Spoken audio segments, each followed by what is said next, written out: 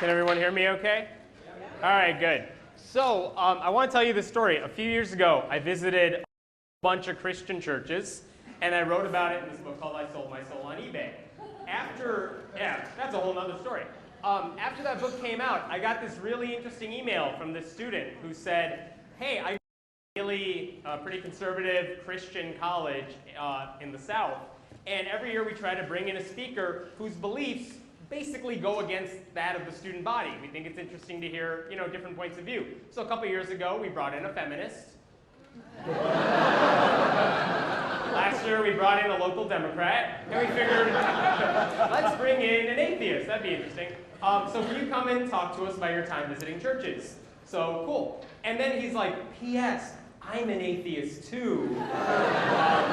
He said he went there because his dad taught at the college and he gets free tuition, so might as well stick it out for a few years, graduate, and then go do whatever. And that's exactly what he's doing now. He's doing whatever. So I went there and realized if his school finds out he's an atheist, he could be expelled. So not a lot of people knew his little secret there. But he had like one or two close friends who knew, one professor who knew. They were pretty hush-hush about it, so it was okay. But I met one of his friends. She was a Christian. She taught at a Sunday school. And she said, at the Sunday school I teach at, and we're talking about this because I'm a teacher, she's a teacher in that sense. She says the curriculum, I got to do what the church says I got to teach these kids. She teaches like 8-year-olds. But, when they tell me you got to teach them this, I get a little bit of leeway in terms of how I present the lesson. So the lesson that she was told to present is the church gave her a whole bunch of gingerbread men cutouts. And they said, teach the 8-year-olds, have the 8-year-olds draw what a Christian looks like. Yeah. And she's like, you can't do that because Christians don't all look the same. And they're like, here's some more gingerbread men. And then have all the kids draw what a non-Christian looks like. Yeah, right. So you know where I'm going with this. So she's trying to explain to these 8-year-olds, you can't know what someone believes just by looking at them. You've got to have a conversation with them. You have to talk to them. That doesn't matter if you're Christian or not a Christian. You've got to talk to them. She tried to explain this, but they're 8. So afterwards, she saved me one of the kids' drawings, thinking I might appreciate it. So according to this child, this is what a Christian looks like. He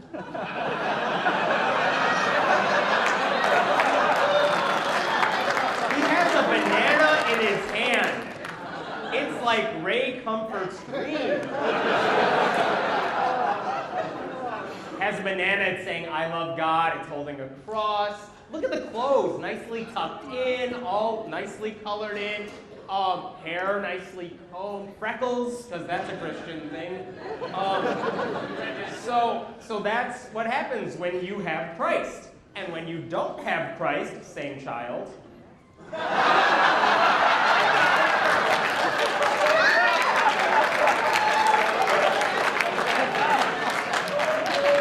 Yeah, so let's break this thing down. Apparently, clothes. What's going on with his clothes? He's not even like wearing complete clothes, just scribbled in there angrily. He ripped off the sleeves of his shirt in anger. He has tattoos sticking out of his skin, because that's what we do. Drugs, he's smoking something, piercings down the side of his face. Who needs to comb their hair when they don't believe in God? I don't know. And of course, the unibrow. That's really... Okay, but here's the thing. This kid is 8. Nobody is sitting this kid down and saying, let me tell you what an atheist looks like, because everyone in this room looks like that. No one's sitting this kid down. His parents aren't doing that. His pastor's not doing that. So where is this kid picking up this stuff?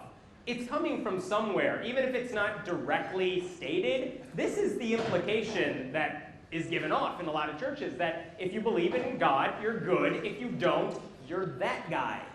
And this is the thing. These kids are going to grow up, they're going to go to college, and, they meet a lot of people, like the people from every college atheist group in the country. You run into people. The Ask an Atheist Day was a week or 2 ago. How many people came up to these tables and they're like, I can ask an atheist something? It's a little shocking because that's what they think an atheist is. I realize this may just be one kid. Maybe it's a bit of an exaggeration. but it's not that far from the truth. People don't know that atheists are normal. You know, it seems weird to say, but they don't. So realize this is the stereotype all of us who are atheists are really up against in the world, that people think we are bad people, we're immoral, we can't do good things. And it's our job to try to, you know, downplay that. It's our job to show them, no, we can be good. But this is hard to counter in college. But the students who have been part of an atheist group know that this is the image we gotta combat. It's even harder when you're in high school and these discussions don't happen all the time.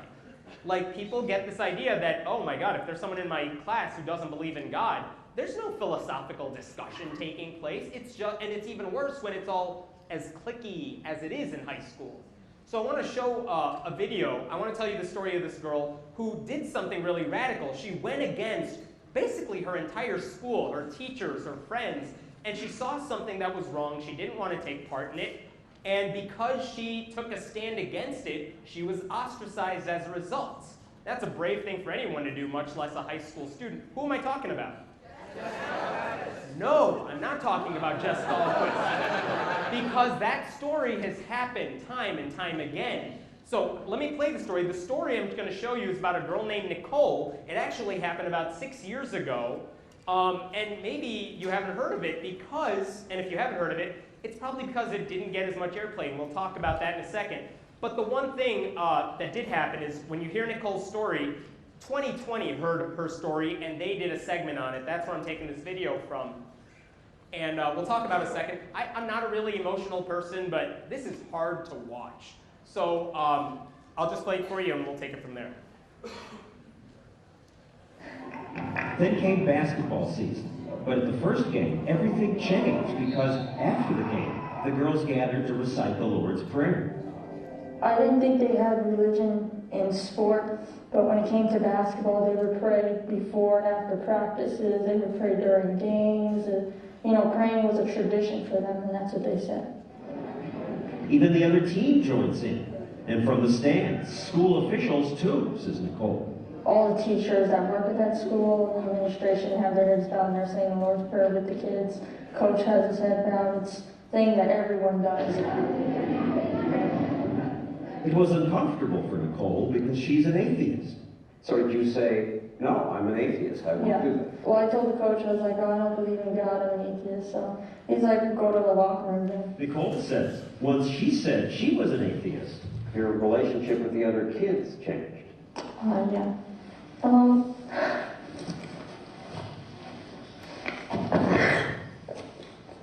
Sorry. I'm going to like practice. And I don't like that. It's just that Students called her names, she says. You know, they would call me devil worshiper. If I'd walk down halls, people would laugh at me. They would look at me really weird and stare me down. Then she says teachers joined in. What would they say? This is a Christian country, and if you don't like me, get out. when the kids hear a teacher say when she goes to the bathroom, I hate that girl, what are you telling the kids at the school? That's a gang, man. Religious gang. School administrators kicked Nicole off the basketball team. They said she was bad for team morale and that she'd stolen another student's sneakers. Did you take the other girl's No, I shoe? borrowed it from her, and people saw me give it back to her, and she said thank you. You were late to practice nearly every day. Actually, I was early to practice every day, and I ran my laps before the coach got there. A year later, Nicole was allowed back on the team.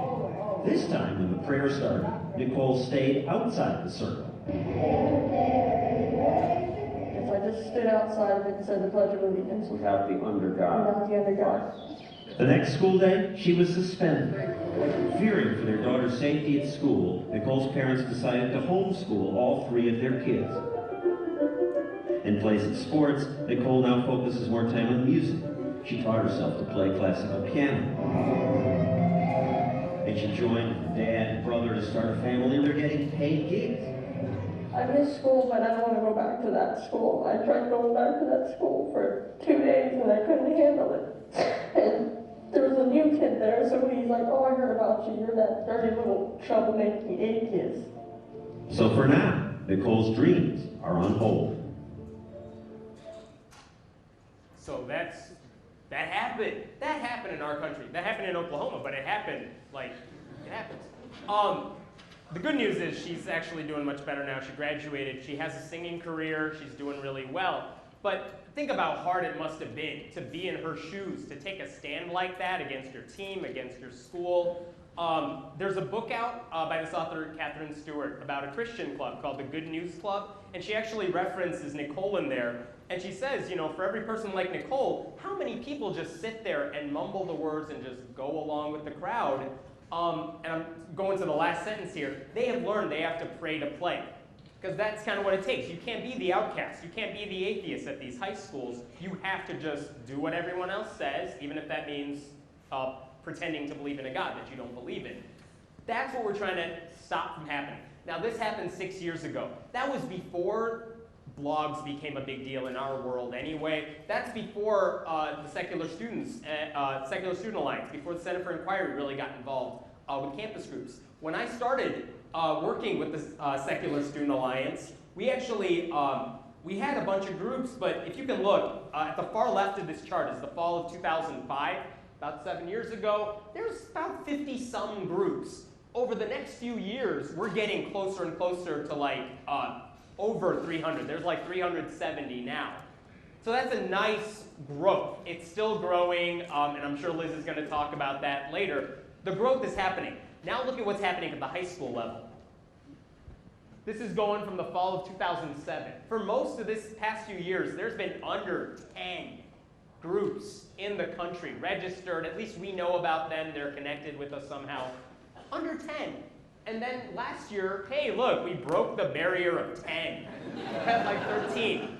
But then the SSA did something really cool. You heard from JT Eberhard earlier. They hired JT and they said, you're a high school specialist when it comes to campus organizing. And that definitely helps when you have someone attuned to the problems that are unique at a high school. And even though, as much as I'd love to, I'm not going to totally credit JT for this, but I think he plays a huge role in this. I want you to see what happened. I don't have the number from fall of 2011, but we do have the numbers from spring of this year. Here's what's happened since.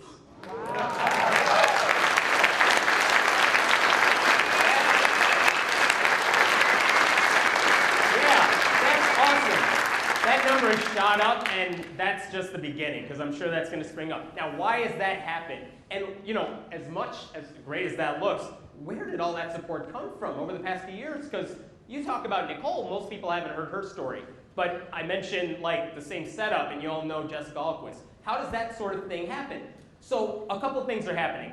The media is our friend when it comes to this. This is a story that appeared in the New York Times last year. It's about Rutherford High School in Florida. There's no news here other than the fact that an atheist group exists at the high school. That's the story. But it's in the New York Times. They have a really nice couple of pictures of the group. And I want to call out two quotations in particular. The first one, there are students who don't want their parents to know they belong to an atheist club. I tell my mother I'm an ocean club. I didn't even know that was a thing, but all right. And another one, another member whose father's in the Navy said she asked that her name not be used for fear it would hurt her father. I don't want us to grow apart over this. Okay, so here's the thing about this appearing in the New York Times. This goes to a lot of places. People read this stuff, and they realize this is a unique challenge that a lot of high school atheists have to deal with. And the big difference between the high school kids and the college kids, because I know a lot of college students can't tell their parents that they don't believe in God either, but the unique thing is these high schoolers have to live with their parents. They are under their parents' roof. That's a totally different challenge that they have to contend with. But when you see stories like this in the mainstream media, that's awesome. That gets this narrative out there, that this is a challenge that we got to deal with. Another story that happened, this is about a student in Houston. He wanted to start an atheist group. He couldn't do it. The school administration kept saying no. At one point, the principal said he could have the club. Just call it a philosophy club. And don't affiliate with the Secular Student Alliance. Because, you know, the Fellowship of Christian Athletes at high school is told, just tell them you're like the people who like Tim Tebow. Like, that doesn't happen. So what happened? Again, Secular Student Alliance contacts USA Today. And they're like, hey, you know what? Reporters love to report about conflict. Here's a beautiful conflict story. Atheists in high school. We got a story for you. This kid can't form a group. USA Today calls the principal. Why can't he have, or they email him. Why can't he have a group? Next day, why can't he have a group? Next day, why can't he have a group? Eventually, the principal's like, he can have his club. And this is the way they reported it. After a request for comment, they gave him his club. Awesome. Again, how hard is it? What is this kid asking for that's so out of the ordinary? I want to have a group for other atheists to meet. If it was a Jewish group, if it was a Hindu group, it wouldn't have been an issue, but because it's an atheist group, this is a conflict story. This was more recent. This is a girl named Crystal Myers in Tennessee. She wrote an editorial for her high school paper about how atheist rights seem to be getting trampled on. And it seemed like a pretty good editorial. It wasn't like a hate piece. It wasn't an attack on other students. But it's saying, look at the stuff atheists have to deal with. Her school officials said, you can't publish that in the school paper. Again, hey reporters, check this out. Hey, school, why can't she publish her paper? Like, no comment from the school. So what does the Knoxville News Sentinel do? Not only do they report this story, later on they're like, hey Crystal, we'll publish your piece in our paper. Awesome.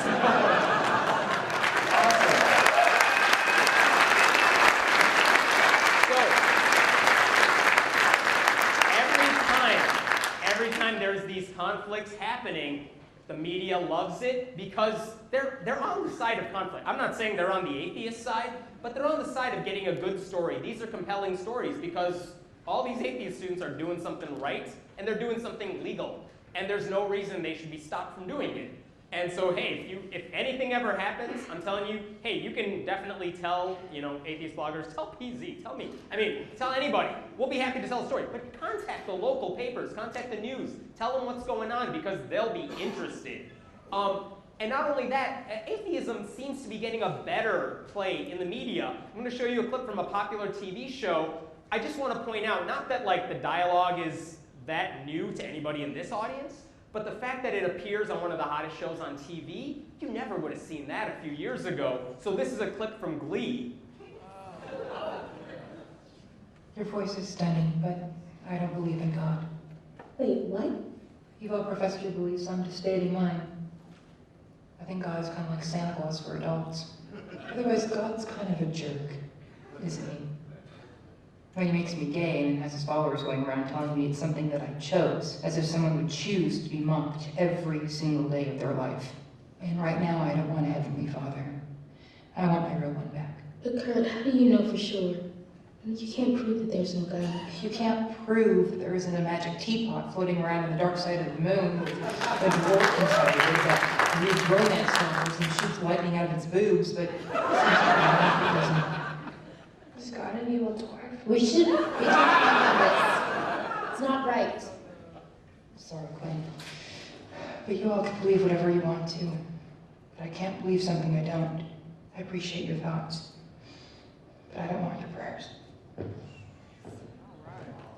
Cool, when would you have seen that on TV, way back when?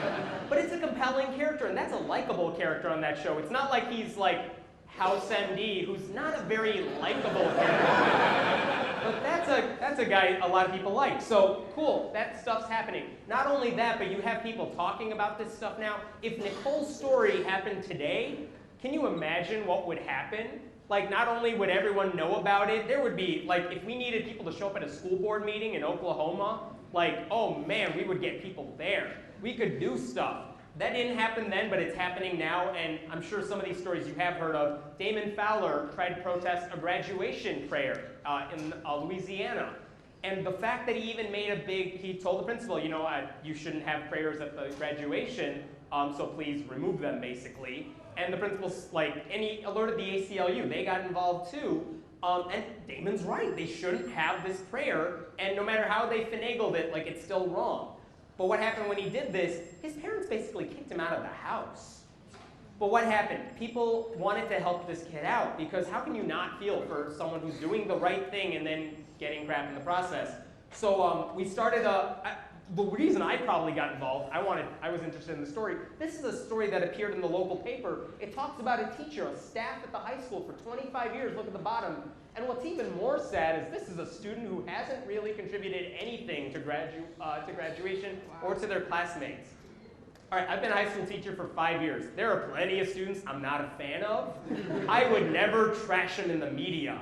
But that's what they did, and they felt like this is a perfectly normal thing to do. And this is a teacher who's very popular, I guess, in the school district. Like, she's not some random anomaly from everyone. But it's okay to trash him because he's an atheist, right? So that's when I wanted to get involved. We started a fundraiser on my website. A lot of people were willing to help out, and ultimately we raised over $30,000 for a college scholarship for Damon, which is awesome.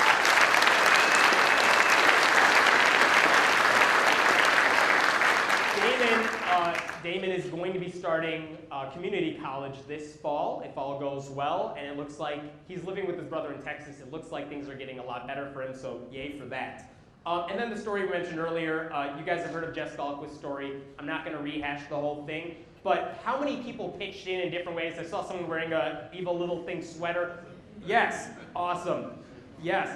When a state senator talked about how she challenged a prayer banner in her high school, he called her an evil little thing.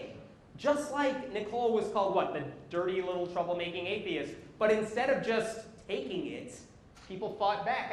I don't know if this is JT's doing or Free Thought Blog's doing, but they started hey, fine, we'll take that thing you insulted us with and we'll raise money for a scholarship out of it. So they raised money with evil little thing t-shirts. On my website, we decided, hey, let's do another fundraiser. People chipped in again. What's really cool is almost 2,000 people pitched in a little bit.